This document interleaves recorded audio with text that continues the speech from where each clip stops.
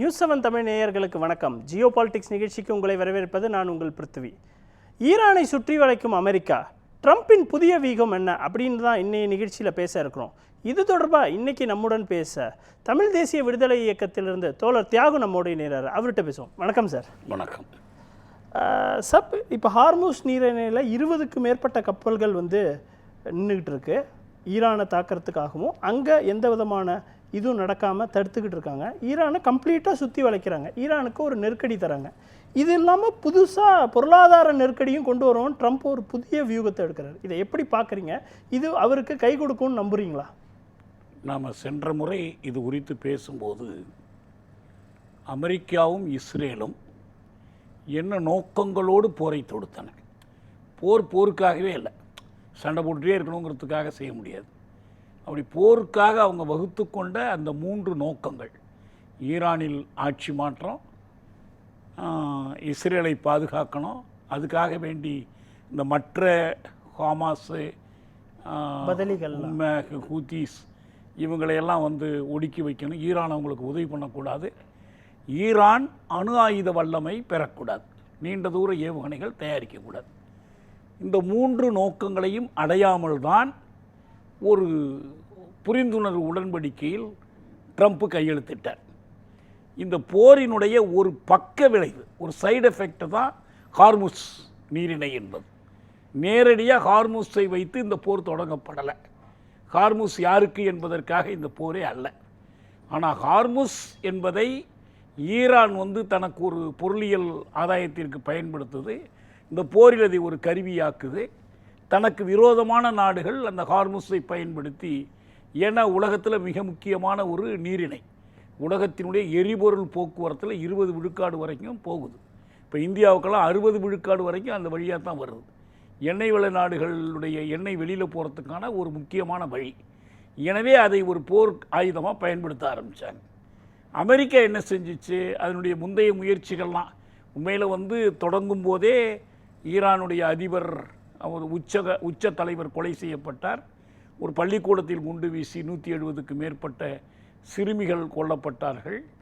அந்த உச்ச தலைவருடைய குடும்பத்தினர் பலர் கொல்லப்பட்டார்கள். அதுக்கு முன்னால் இஸ்ரேல் உளவாளிகளை வைத்து நடத்திய தாக்குதலில் ஈரானுடைய அறிவியல் வல்லுநர்கள், அணு அறிவியல் வல்லுநர்கள் தாக்கப்பட்டாங்க. போருக்கிடையில் என்ன பண்ணாங்க, இவங்க புதைகுழிக்குள்ளே வச்சிருக்கிறாங்க அந்த செறிவூட்டிய யுரேனியத்தெல்லாம், அதை கைப்பற்ற போகிறோன்னு சொல்லி அந்த பாறைகளை உடைக்கக்கூடிய ஏவுகணை குண்டுகளை எல்லாம் போட்டு தாக்குனாங்க. பங்கர் பிளாஸ்டர், அவ்வளோதான், புதைகுழிகளை தகர்ப்பது. இது எல்லாம் செஞ்சு பார்த்தாங்க. ஆனால் இது எதுவுமே, பதுங்கு குழிகளை தகர்க்கிற அந்த கருவிகள் எதுவுமே வெற்றி பெறாத ஒரு கட்டத்தில் தான் ஒரு பக்கம் அமெரிக்காவுடைய இந்த நோக்கங்கள் வெற்றி பெறலைங்கிறது மட்டுமல்ல, இன்னொரு பக்கம் அமெரிக்கா தன் கூட்டாளிகளை இழந்து கொண்டிருந்தது. நாட்டோ நாடுகள் யாரும் துணைக்கு வரல. இப்போ ஈராக் தொடர்பாக பிரிட்டன் துணைக்கு வந்துச்சுது, ஆஸ்திரேலியா துணைக்கு வந்துச்சுது, ஆப்கானிஸ்தான் தொடர்பாக வேறு சில நாடுகள் அமெரிக்காவோடு சேர்ந்து இராணுவ நடவடிக்கைக்கே வந்தார்கள்.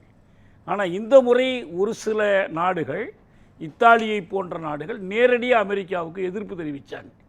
அமெரிக்க போர் விமானங்கள் இத்தாலிக்கு மேலே பறக்கிறதை கூட அனுமதிக்க மாட்டோம்னு சொன்னாங்க. மற்ற சில நாடுகள் வெளிப்படையாக எதிர்ப்பு தெரிவித்தாங்க.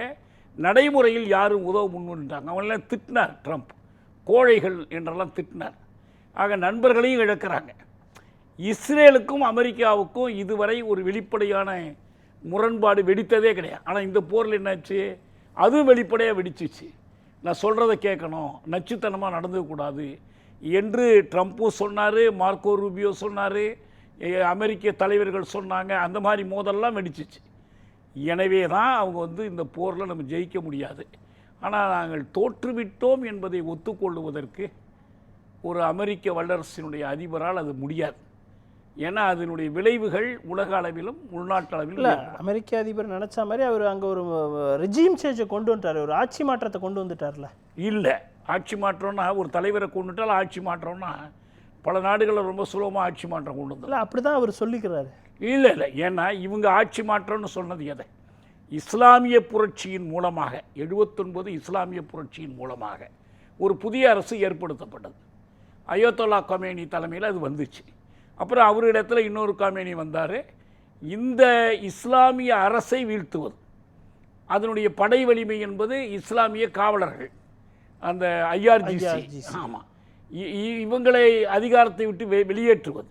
ஈரானிய நாடாளுமன்றம் அப்படியே இருக்குது, ஈரானிய அதிபர் அப்படியே இருக்கிறார், ஈரானிய அமைச்சரவை இருக்குது. ஒரு சிலர் கொல்லப்பட்டிருக்கலாம், அது வேறு செய்தி.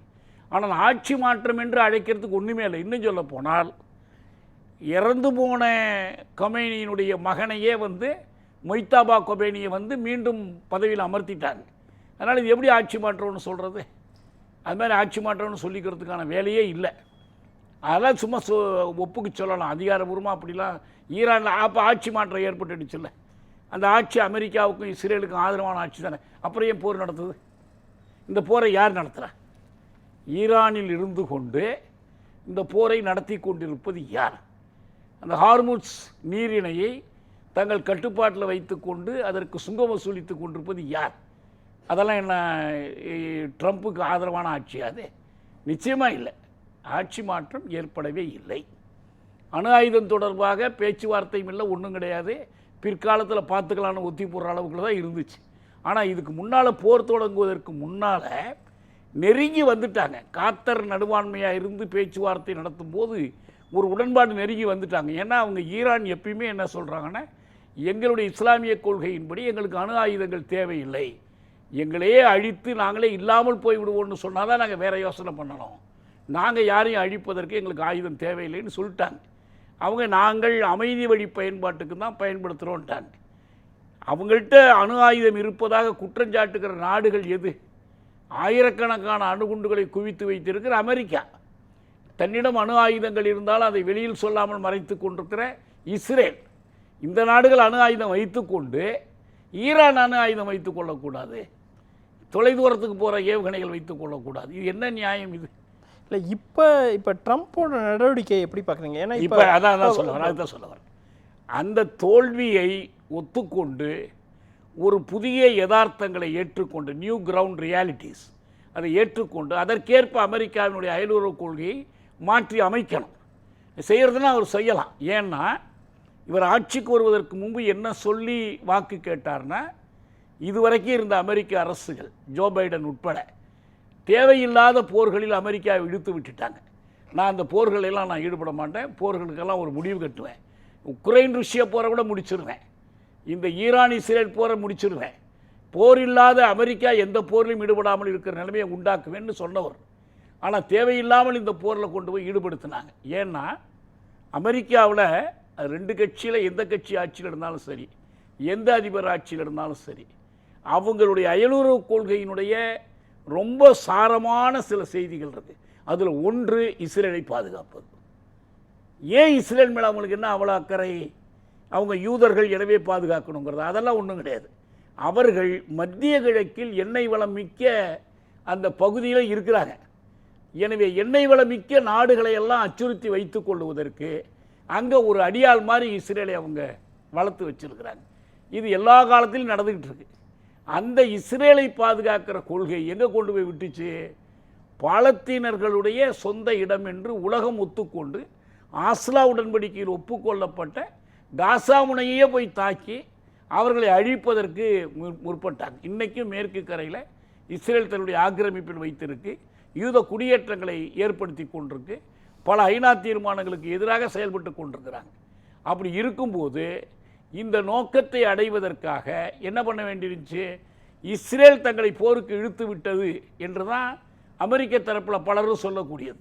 ட்ரம்ப்பை இஷ்டத்துக்கு நெட்டன்யாகு சொல்கிறபடியெல்லாம் இவர் ஆட ஆரம்பிச்சிட்டாரு, நெட்டன்யாகு தான் இந்த போரை தீர்மானிக்கிறார். இவர் இல்லை இல்லைன்னு சொல்லியெல்லாம் பார்த்தார். ஆனால் நடைமுறையில் என்னன்னா இன்று வரை அந்த உறவு அப்படியே தான் இருக்குது. இஸ்ரேலோட சேர்ந்து இந்த வாரம் ட்ரம்ப் ஒரு கட்டத்துக்கு மேலே மற்றவங்க சொல்லி நடத்த முடியாதுல்ல. ஏன்னா இது அமெரிக்காவோட அவர் என்ன சொல்கிறாங்கன்னா, இப்போ என்ன சொல்கிறாங்கன்னா, தோத்துடுச்சுங்க அமெரிக்கா, இதை ஒத்துக்கிறதுக்கு அவங்க தயாராக இல்லை. ஏன்னா ஒரு முக்கியமான தோல்வி இதில் என்னன்னா, உலகமே பார்த்துக்கிட்டு இருக்கிற ஒரு தோல்வி என்னென்னா, எங்கள் ஊரில் ஒரு 2 காலம் இல்லாத ஒரு ரவுடி ஒருத்தர் தான். மார்க்கெட்டு முன்னால் அவன் உட்காந்துருப்பான், போகிறவங்க வர்றவங்கள்ட்டெல்லாம் வசூல் பண்ணுவான். இந்த ஏந்திரிச்சேன்னா அவனால் அவனை ஏந்திரிக்க முடியாது. இவங்க பயந்துக்கிட்டு என்ன பண்ணுவாங்க, கொடுத்துட்டு போயிட்டே இருப்பாங்க. திடீர்னு ஒருத்தன் வந்தான், ஏந்திடுறான்னா இதுதான் ஈரான். ஏந்துடுறான்னா இவன் தெரிஞ்சு போச்சு இவனுடைய லட்சணம். எல்லாரையும் மிரட்டி கொண்டு வந்தான். இன்றைக்கி அமெரிக்காவை கண்டு அச்சம் என்பது போயிடுச்சு. என்ன காரணம்? இதற்கு ஈடாக உலகத்தில் வேறு வல்லரசுகள் வளர்ந்து வந்திருக்கு. இன்றைக்கி ஒரு துருவ உலகமாக இல்லை. அமெரிக்கா வைத்தது தான் சட்டம் என்ற நிலைமை இன்றைக்கி இல்லை. பொருளியல் வல்லரசாக சீனா வளர்ந்துருக்கு. ருஷ்யா அது ஒரு வல்லரசாக இன்னொரு பக்கம் இருக்குது. இன்னும் பல நாடுகள் புதிதாக வளர்ந்து வரக்கூடிய நாடுகள்லாம் இன்றைக்கி வலுப்பெற்று கொண்டிருக்கு. இந்த சூழ்நிலையில் இப்போ இன்றைக்கி கடைசியாக செய்தி என்ன தெரியுங்களா? ஈராக்கில் ஒரு அமெரிக்க சிப்பாய் கூட இருக்கக்கூடாதுன்னு அந்த அரசு உத்தரவு போட்டு கடைசியாக மிச்சம் இருந்தவங்கள வெளியேற்றிக்கிட்டு இருக்கு. அப்போ ஈரானை ஒட்டி இருக்கிற பகுதியில், ஈராக் ஒரு அரபு நாடு, மத்திய கிழக்கு நாடு, எண்ணெய் வளம் பொருந்திய நாடு. குவைத்தின் மீது சதாம் ஹுசைன் தாக்குதல் நடத்த போய் தான் அதிலேருந்து அந்த போர் விரிவடைஞ்சு கொண்டே போணுச்சு. இன்றைக்கி அங்கே அமெரிக்காவின் ஆதரவோடு ஏற்படுத்தப்பட்ட செமி அட்டானமஸ் குர்திஷ் ரீஜியன் தவிர வேறு எங்கும் அமெரிக்க படை இருக்க முடியாதுங்கிற நிலைமை வந்துடுச்சு. இப்போ அங்கேருந்து எல்லா இடத்துலேருந்து வெளியேறிக்கிட்டு இருக்கிறாங்க. இப்போ இது என்ன தோல்வியாக வெற்றியாக? இதை மறைப்பதற்கு அவர் என்ன பண்ணுறாருன்னா, அது இன்னொன்று என்ன சொல்கிறாங்க, அமெரிக்கா கிட்ட இனிமேல் ஆயுதங்களுக்கு செலவு பண்ண முடியாத நிலைமை. ஏன்னா அங்கே செனட்டு கட்டுப்பாடு உண்டு, மற்ற பல செக்ஸ் அண்ட் பேலன்சஸ்லாம் இருக்குது. இல்லை, கிட்டத்தட்ட 20 பில்லியனுக்கு மேலே இந்த வாருக்கே செலவாயிடுச்சு இப்படி சொல்கிறாங்க வேடிக்கையா. இன்னைய தலைப்போட பிரதான கேள்வியே ட்ரம்ப்போட புதிய வியூகம், அதாவது பொருளாதார நெருக்கடியை ஏற்படுத்தணும் அப்படின்னு தான் அவர் அந்த இடத்த நோக்கி நகர்ந்துக்கிட்டு இருக்காரு. அவர் வழக்கமாக அந்த ட்ரூத் சோஷியல்னு ஒரு சமூக ஊடகத்தில் எழுதுவார். அதில் சுருக்கமாக அவருடைய நிலைப்பாட்டை சொல்கிறார். ஹார்முட்ஸ் நீரிணை மீது அமெரிக்காவுக்கு முழு கட்டுப்பாடு உள்ளது. அதை நாமே வைத்துக்கொள்வோம். இந்த நாமே வைத்துக்கொள்வோம் எதை மனசில் வச்சு சொல்கிறாருன்னா, வெனிசூலாவை நாமே வைத்து கொண்டோம் இல்லையா, நாங்கள் விரும்பினா அடுத்து கியூபாவை எடுத்துக்குவோம், கிரீன்லாண்டை எடுத்துக்குவோம் மாதிரி அதை நாமே வைத்துக்கொள்வோம். நம்முடைய கடல் படை முற்றுகை வால் ஆஃப் ஸ்டீல், உருக்குச்சுவர் என்று மற்றவர்கள் அதை சொல்கிறாங்களாம். ஆனால் அது ஈரான் வந்து அதை மறுத்துருக்கிறாங்க. தொடர்ந்து அதில் நடந்துகிட்டு இருக்கு போக்குவரத்துன்னு. அவர்களால் இது குறித்து நேர்கள் பார்க்க முடியுது, திரையில் தெரியும். ஓஹோஹோ, அவர்களால் எது குறித்து எதுவும் செய்ய முடியாது. அவர்கள் தலைமை உறுதியற்று உள்ளது. அவர்களிடம் காசு இல்லை. அவர்களை சுட்டு வீழ்த்தி விட்டோம். 300% பணவீக்கம் ஏற்பட்டிருக்கிறது. அதைவிட மோசம், ஈரான் சும்மா பேசும், எந்த செயலும் இல்லை. நடுக்கிழக்கு மத்திய கிழக்கினுடைய முரடன் வீழ்த்தப்பட்டு விட்டார். இதெல்லாம் ஒரு வசனம். ஆனால் உண்மை நடைமுறை என்னன்னா, ஹார்முஸும் இது பண்ணல. அவங்க என்ன இன்னைக்கு ஈரான் அதை கடுமையாக மறுத்திருக்காங்க. எங்கள் கட்டுப்பாட்டில் தான் இருக்குன்னு அந்த பாராமிலிட்டரி கமாண்டர் சொல்லியிருக்காரு. இப்போ இது பொருளாதார அடிப்படையில் எப்படி நிற்க? பொருளாதாரம்ங்கிறது இன்னைக்கு வந்ததா? அமெரிக்கா ஈரானுக்கு எதிரான பொருளாதார தடைகள் இன்னைக்கு நேற்று விதிக்கலை. ஈரானுடைய வங்கி கணக்குகளை எல்லாம் முடக்கி வச்சுருந்தாங்க. பல நாடுகள் அவங்களோடு வணிகம் செய்ய விடாமல் தடுத்தாங்க. இந்தியா அவங்களுக்கு ஒட்டுக்கொண்டு ஒரு துறைமுக முனையம் ஒன்றை அமைத்து கொடுக்கறத கூட செஞ்சு கொடுக்காமல் இருந்தாங்க இந்த தடை காரணத்தினால. ஆனால் இந்த தடைகள் இன்றைய உலகத்தில் பெருசாக செயல்படுறது ஏன் முடியாதுன்னா, இப்போ ருஷ்யா விஷயத்தில் செயல்பட்டுச்சா? முடியல. ஏன்னா உலகத்தில் அமெரிக்காவும் அமெரிக்கா சொல் பேச்சை கேட்குறவர்கள் மட்டும் இல்லை. இப்போ கியூபா மீது தான் பொருளாதார தடைகள் விதிச்சிருக்கிறாங்க உங்களுக்கு. ஆனால் இங்கே எப்படின்னா, கியூபா திருப்பி கொடுக்கறதுக்கு அதுக்கிட்ட ஒன்றும் இல்லை. அதனால் ஈரானால் கியூபாவால் பெரிய அளவில் தடைகளை உடைக்க முடியாது. தோழமை, ஆதரவு அப்படி இப்படி தான் சொல்ல முடியுமே தவிர, நீங்கள் அதை கொடுத்தா நான் இதை கொடுக்குறேன்னு கொடுக்கறதுக்கான கொடுக்கல் வாங்கல் பண்ணுறதுக்கு பண்டமாட்டிருக்கிறதுக்கு. ஆனால் ஈரான்ட்ட அப்படி கிடையாது. எக்கச்சக்கமான எண்ணெய் வளம் இருக்குது அவங்கள்ட்ட. வந்து நல்ல பெரிய நாடு அது. நிறைய அரிதான பல கனிம வளம் அதுக்கிட்ட இருக்குது. இதுக்கு ஆதரவாக இருக்கக்கூடிய நாடுகள் இருக்குது பாருங்கள். சைனா வந்து நீ வாங்கலைன்னா அவங்க வாங்கிக்கிறேங்கிறாங்க. அதுவும் அவங்க நாணயத்தை கொடுத்து வாங்கிக்கிறது பல நாடுகள் தயாராக இருக்காங்க. ஈரான் மீதான இந்த பொருளாதார முற்றுகை, இதுவரை செயல்படாத அந்த முற்றுகை இனிமேல் என்ன செயல்படுற போகுது? பணவீக்கம்லாம் இருக்கும் தான். ஏன்னா ஒரு பெரிய நாடு நீண்ட போரில் ஈடுபட்டிருக்கு. அந்த போரில் ஈடுபடும் போது இயல்பாகவே பொருளியல் தாக்குதல் வரும். ஆனால் என்ன நம்ம பார்த்தோம்னா, அந்த முஜ்தபா கொமேனியினுடைய இறுதிச் சடங்கில் ஈரானிய மக்கள் அலி காமேனியோட இறுதிச் சடங்கு அலி காமேனியுடைய அலி காமேனியுடைய இறுதிச் சடங்கில் மிகப்பெரிய அளவில் ஈரானிய மக்கள் திரண்டாங்க. அவ்வளோ பெரிய மக்கள் கூட்டம் யாருக்கு எதிராக பேசும்? யார் அவரை கொண்டாங்க? யார் ஈரானுடைய துயரங்களுக்கு காரணமோ அவதான். இஸ்ரேலுக்கும் அமெரிக்காவுக்கும் எதிரான ஒரு எழுச்சி தான். இஸ்ரேலில் கூட்டம் கூடுது. யாருக்கு எதிராக? நெட்டன்யாவுக்கு எதிராக கூடுது. அமெரிக்காவில் கூட்டம் கூடுது. யாருக்கு எதிராக? ட்ரம்ப்புக்கு எதிராக தான் கூடுது. ஆனால் அங்கே யாரும் நம்ம நாடு இதை பாதுகாக்கணுங்கிற உணர்வோடு இல்லை. ஏன்னா எங்கேயோ தொலை தூரத்தில் ஆயிரக்கணக்கான மைல்கள் அப்பால் இருக்கிற நாட்டில் இவனுக்கு என்ன வேலைன்னு தானே கருதுகிறாங்க. இது தேவையில்லாத ஒரு அடாவடி போர் என்ற கருத்து தான் அங்கெல்லாம் இருக்குது. ஆனால் ஈரான் பக்கம் வந்து அந்த மக்களுக்கு தம்முடைய நாடுங்கிற ஒரு நியாய உணர்வு, நீதி உணர்வு, அவங்களுக்குள்ள முரண்பாடுகள் இருக்கும், அது வேறு செய்தி. ஆனால் அந்த மாதிரி இருக்கிற காரணத்தினால இந்த பொருளாதார அவங்க தெளிவாக சொல்கிறாங்க, நாங்கள் எவ்வளவு நாள் வேணாலும் போரிட தயார். எது வரைக்கும் தெரியுமா? இப்போ கடைசியாக அந்த இஸ்லாமிக் ரெவல்யூஷனரி கார்டினுடைய அறிக்கையில் சொல்லியிருக்கிறாங்க, ட்ரம்ப் வீட்டுக்கு போகும் வரை நாங்கள் போரை நடத்த தயாருங்கிறாங்க.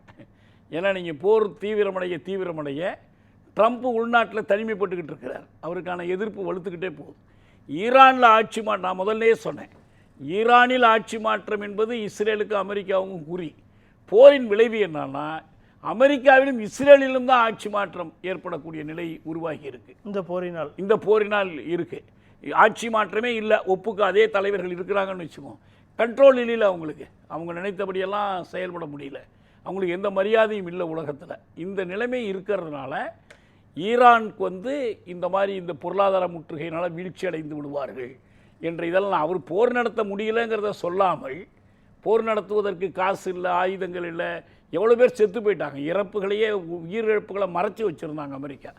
இன்றைக்கி எல்லாம் தெரிஞ்சு போச்சு உங்களுக்கு. அதனால் வேண்டி அவங்க வந்து இந்த காரணத்தை சொல்கிறாங்க. கடந்த வாரம், அதாவது 7ஆம் தேதி மத்திய கிழக்கு நாடுகளில் இருக்கிற முக்கியமான நாடான சவுதி அரேபியா, அதுக்கப்புறம் நம்ம பக்கத்தில் இருக்க பாகிஸ்தான், டர்க்கி ஒரு டிக்ளரேஷன் இது பண்ணுறாங்க. ஒரு மிலிட்ரி பேக்ட் போட்டிருக்காங்க, மெக்கா டிக்ளரேஷன் மிலிட்ரி பேக்ட்னு சொல்கிறாங்க. ஈரான் வந்து சவுதி கூட முரண்பாடான இதில் தான் இருக்குது. அவங்க பதிலிகள்லாம் தாக்கிக்கிட்டு இருக்காங்க. இப்போ இந்த மாதிரி ஒரு மிலிட்ரி ஒப்பந்தம் வரதுன்றது எப்படி பார்க்குறீங்க? இது என்ன மாதிரியான தாக்கத்தை இந்தியாவுக்கு தரும்? ஏன்னா ஒரு நாடுக்கு எதிராக தாக்குதல் நடத்தினோம்னா 3 நாடும் துணை வரணும் அப்படின்றது தான் அந்த ஒப்பந்தம். அப்படி பார்க்கும்போது இது எல்லா லெவல்லையும் பிரச்சனை வரும். அதே மாதிரி டர்க்கி வந்து பார்த்திங்கன்னா நேட்டோவில் ஒரு உறுப்பு நாடு மெம்பர். அவங்க பெரிய படம் வச்சுருக்காங்க. நேட்டோவிலே 2வது பெரிய கண்ட்ரி, அமெரிக்காவுக்கு அடுத்தபடியாக இருக்காங்க. இப்போ இது ஒரு பெரிய தாக்கத்தை தானே மிடில் ஈஸ்டில் ஏற்படுத்தும். அதாவதுங்க, எந்த 2 நாடும் பாதுகாப்பு ஒப்பந்தம் பண்ணிக்கிட்டாலும் அதில் ஒரு விதி என்ன இருக்கும்னா, ஒன்றை தாக்கினா என்ன தாக்கின மாதிரி. இப்போ இந்தியாவும் ரஷ்யாவும் சோவியத் ஒன்றியமும் பண்ணிக்கிட்டாங்க இல்லையா, 71-72 ஃப்ரெண்ட்ஷிப் ட்ரீட்டி தானே. ஃப்ரெண்ட்ஷிப் ட்ரீட்டி ஆஃப் ஃப்ரெண்ட்ஷிப் இல்லை, இதுவும் பண்ணிக்கிட்டாங்க, டிஃபென்ஸ் அக்ரிமெண்ட்டும் பண்ணிக்கிட்டாங்க.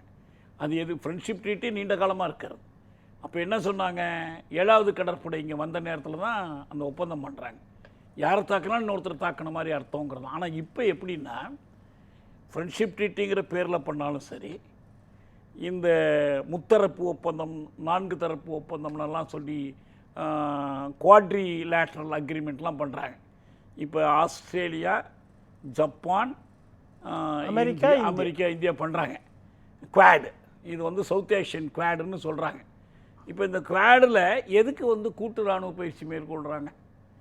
இது வெறும் கொடுக்கல் வாங்கல், எண்ணெய் கொடுக்கறதுக்கு, பொருள் கொடுக்கறதுக்கு, வணிகத்துக்கு. ஆனால் அதில் இந்த மாதிரி ஒருத்தர் தாக்கினா இன்னொருத்தர் வருவோன்னு எந்த ஒப்பந்தமும் கிடையாது. எழுதணும்னு அவசியம் இல்லை, அதான் நடைமுறை. ஒருத்தர் அதான் பேசி இப்போ இதில் வெளிப்படையாக எழுதியிருக்காங்க. ஆனால் இதில் வேறு ஒரு அர்த்தம் இருக்குது. இது வந்து உண்மையிலேயே எதுக்காக இருக்கான்னா, இதில் என்ன பின்பொருள் இப்போ இதை வந்து எதன் பின்னணியில் நம்ம பார்க்கணுன்னா, மத்திய கிழக்கு போரை பகைப்புலமாக வைத்து பார்த்தால்தான் இது நமக்கு புரியும். அந்த மத்திய கிழக்கு போரினுடைய பகைப்புலம் எதற்கு தேவைப்படுதுன்னா, இதில் போருக்கு நடுப்புற இருக்கிற ஒரு நாடாக சவுதி அரேபியா இருக்குது. சவுதி அரேபியாவுக்கு அமெரிக்கா வந்து நம்பிக்கை ஊட்ட வேண்டி இருக்குது. ஒன்று நாங்கள் தனித்து விட்டுறல, அது சவுதி அரேபியா பல முயற்சிகள் பண்ணுறாங்க. ஒரு பக்கம் நேரடியாக வெளிப்படையாக பாலத்தீனர்களை பகைத்து கொள்ள முடியாது. இந்த அரபு மக்களுடைய உணர்ச்சி, அது மன்னராட்சியாக இருந்தாலும் கூட அதற்கு ஒரு மரியாதை கொடுக்க வேண்டிய கட்டாயம் இருக்குது. இன்னொரு பக்கம் இஸ்ரேலோடு ஒரு உடன்பாட்டுக்கு போய் இந்த சிக்கல்லேருந்து விடுபடலான்னுங்கிற பல முயற்சிகளை அவர்கள் செய்து, அந்த அப்ரஹாம் அக்ரிமெண்ட்ஸ்ன்னு சொல்லி இஸ்ரேல் வந்து இந்த நாடுகள் ஒவ்வொன்றோடையும் போடுறாங்க. அது மாதிரி ஒரு அக்ரிமெண்ட் நெருங்கி வர்ற நேரம் தான் அந்த தாக்குதல் நடத்தப்பட்டுச்சு. ஹமாஸ் தான் நடத்துனாங்க பாருங்கள். அதனால் அந்த நோக்கம் அடிபட்டு போச்சு. இப்போ சவுதி அரேபியா சொல்லிட்டாங்க, பாலத்தீனர்களுக்கு ஒரு அரசுரிமை கிடைக்கிற வரைக்கும் எங்களால் அந்த ஒப்பந்தம் எதுவும் செய்து கொள்ள முடியாது என்று சொல்லிட்டாங்க. ஆபிரகாம் அக்கார்டு மாதிரி அக்கார்டு மாதிரி ஒன்றும் போட முடியாது. இப்போ இந்த நாளும் அது மாதிரி வராது. இப்போ என்ன இதை குறி வைக்கிறாங்க, அதை விட்டால் அடுத்து ஜோர்டானை குறி வைப்பாங்க. எகிப்தெல்லாம் ஏற்கனவே அதை விட்டு விலகி வந்துட்டாங்க, ரொம்ப தூரம் போயிட்டாங்க, அவங்களெல்லாம் கொண்டு வரவே முடியாதுக்குள்ளே. அப்போ இது ஒரு பக்கமும். அதற்கு இணையாக இப்போ துருக்கி எப்படின்னா அது ஒரு நீங்கள் சொன்ன மாதிரி நாட்டோட ஒரு முக்கியமான நாடு, ஒரு வலிமை பொருந்திய ஒரு நாடாக இருக்குது. பாகிஸ்தான் எப்படின்னா வேறு ஒன்றுமே இல்லைனாலும் அணு ஆயுதம் இருக்குது. அதுதான் பாகிஸ்தானுக்கு இருக்கிற முக்கியத்துவம். இந்த நாடுகளை கொண்டு சவுதி அரேபியா தனிமைப்படாமல், சவுதி அரேபியாவுக்கு என்ன சிக்கல்னா ஈரான் தாக்கினால் சவுதி அரேபியா விட்டு அமெரிக்கா வெளியே போக சொல்லணும். இப்போ துருக்கி இது ஈராக் வெளியே போக சொல்லிடுச்சுல்ல. ஈராக்கில் இவ்வளோ பெரிய போரையே நடத்தின ஒரு வல்லரசு நீ வெளியில் போ, எடு மூட்டையை கட்டுன்னு சொல்லி அனுப்பிட்டாங்க பாருங்கள். சவுதி அரேபியாவில் அந்த அழுத்தம் உருவாக்கிட்டு இருக்கு. இந்த ஏன்னா நம்ம எதுக்கு அடிபடணும், நம்ம நாட்டில் வந்து எதுக்கு தாக்குறாங்க. அவங்க ஈரான் என்ன சொல்கிறாங்க, உங்கள் நாட்டை நாங்கள் தாக்கலப்பா, உங்கள் நாட்டுக்குள்ளே இருக்கிற அமெரிக்க தளத்தை தான் தாக்கணும். உங்கள் நாட்டுக்குள்ளே அமெரிக்க படையை நிறுத்தி கொண்டு எங்கள் நாடு மீது படையெடுக்கிறாங்க, எங்கள் தலைவரை கொலை செய்கிறாங்க, எங்கள் மேலே குண்டு போடுறாங்க, அதனால் நாங்கள் தாக்குறோம். எனவே நீங்கள் உங்கள் நாட்டை விட்டு அமெரிக்க தளங்கள் வெளியே போயிடுச்சுன்னா நாங்கள் தாக்குதலுக்கு தயாராகலை. இதில் எல்லாத்துக்கும் நடுப்புற ஐக்கிய அரபு அமீரகம் ஏற்கனவே அமெரிக்காவோடும் இஸ்ரேலோடும் இந்தியாவோடும் ஒரு அக்ரிமெண்ட், I2U2 அக்ரிமெண்ட்டுன்னு ஒரு அக்ரிமெண்ட்டு போட்டு வச்சுக்கிட்டு உட்காந்துருக்குறாங்க. அவங்களுடைய பொருளாதாரம் எல்லாத்தையும் அமெரிக்க சார்பு நிலைக்கு வளர்த்துட்டாங்க. இப்போ சவுதி அரேபியா அப்படி கிடையாது. அவங்க பழைய அரபு இஸ்ரேல் போரின் போதே அமெரிக்காவுக்கு ஏற்படுற நெருக்குதலை பயன்படுத்தி கொண்டு இவங்க தங்களுடைய டாலர்களை, பெட்ரோல் டாலர்களை வளர்த்தாங்க, அவங்க விலையை உயர்த்தினாங்க. ஒப்பேக்கெல்லாம் அப்போ தான் வந்துச்சு. Organisation of petroleum exporting countries எல்லாம் உருவாக்குனாங்க. அதனால் ஒரு பொருளியல் வலிமை. ஆனால் சவுதி அரேபியாவை அமெரிக்கா இழக்க விரும்பலை. இந்த போருக்கு பிறகும் சவுதி உறவு வேணும்னு கருது. இப்போ சவுதி தனிமைப்பட்டு போயிடாமல் இருக்கிறதுக்கு என்ன பண்ணுறாங்கன்னா இந்த பாகிஸ்தான் அவங்க சொல்கிறபடி கேட்குற மாதிரி இடத்துல இருக்குது. இறுதியாக ஒரு கேள்வியா, இந்த போர் எப்போ முடியும்னு நீங்கள் நினைக்கிறீங்க? இந்த போருக்கு ஒரு முடிவு வருமா? ஏன்னா இந்த ஹார்முஸ் நீரிணை முடக்கிறதுனால இவங்க 2 பேர் இல்லாமல் மற்ற கண்ட்ரிகள், இந்தியா போன்ற கண்ட்ரிகளுக்கு தான் பாதிப்பு அதிகம். அவங்க போர் போட்டாலும் நம்ம போரே போடலைனாலும் நம்ம விலையேற்றத்தை சந்திக்கிறோம், ஏகப்பட்ட பிரச்சனைகளை சந்திக்கிறோம். இந்த போர் எப்போ முடிவு? நல்ல கேள்வி. நான் அதுக்கு முந்திங்க இதுக்கு சொல்லியிருக்கேன். இது போரின் மையப்புள்ளி பாலத்தீன சிக்கல் தான். பாலத்தீனம் அதனுடைய பாலத்தீன தேசத்தினுடைய சுயநிர்ணய உரிமை மதிக்கப்பட்டு ஒரு பாலத்தீன அரசு தோன்றும் போது தான் அந்த பிரச்சனை முடிவுக்கு வரும். பாலத்தீன அரசு என்ற ஒன்று உருவான பிறகு ஒரு பாதுகாப்பான எல்லைகளுக்குள் பாதுகாப்பான பாலஸ்தீன அரசு அமைந்ததற்கு பிறகு இஸ்ரேல்னு ஒரு நாடு இருந்தாலும் அது இப்படிப்பட்ட ஜியோனிச நாடாக இருக்க முடியாது. அது வந்து எல்லாருக்குமான ஒரு ஜனநாயக நாடாக இருக்கலாம், மதச்சார்பற்ற நாடாக எப்படியோ இருக்கலாம், ஆனால் அப்படி இருக்க முடியாது. அப்படி இல்லாத ஒரு பாலத்தீன நாடு. இப்போ வியட்நாம் போர் நடந்துச்சு, நமக்கெல்லாம் தெரியும் எவ்வளோ காலம் நடந்துச்சு. இப்போ வியட்நாம் விடுதலை பெற்ற பிறகு அந்த பகுதி எப்படி இருக்குது? வியட்நாம் விடுதலை தான் அதுக்கு ஒரு முடிவு கட்டுனுச்சு. அதுக்கு பிறகு லாவோஸ், கம்பூச்சியா, அது தனித்தனியாக ஒவ்வொரு நாடாக அமைஞ்சு போச்சு. இங்கே பாலத்தீன சிக்கல் தான் இந்த சிக்கல் அனைத்திற்கும் மையப்புள்ளி.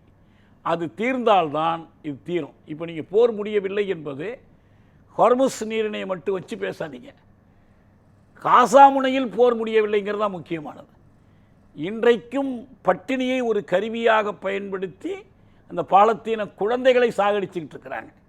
பல்லாயிரம் பாலத்தீன குழந்தைகள் கொல்லப்பட்டிருக்கிறாங்க. அதில் ஆயுதம் கொடுத்து உதவி இருக்கிற எல்லா நாடுகளும் குற்றவாளிகள் என்று ஆம்னஸ்டி இன்டர்நேஷனல் இன்னைக்கு சொல்லுது. அந்த சிக்கல் தீர்கிற வரைக்கும் இந்த போர் எப்படியோ விட்டால் தொடர்ந்து கொண்டே தான் இருக்கும். இந்த போரோட இன்னொரு புள்ளியை வேற ஒரு கோணத்திலேருந்து அருமையாக விளக்குனீங்க. நிகழ்ச்சியில் பங்கேற்று உங்கள் கருத்துக்களை பதிய வைக்கிறதுக்கு மிக்க நன்றி சார். நன்றி, வணக்கம். நேயர்களை மற்றொரு நிகழ்ச்சியில் சந்திக்கலாம். நன்றி, வணக்கம்.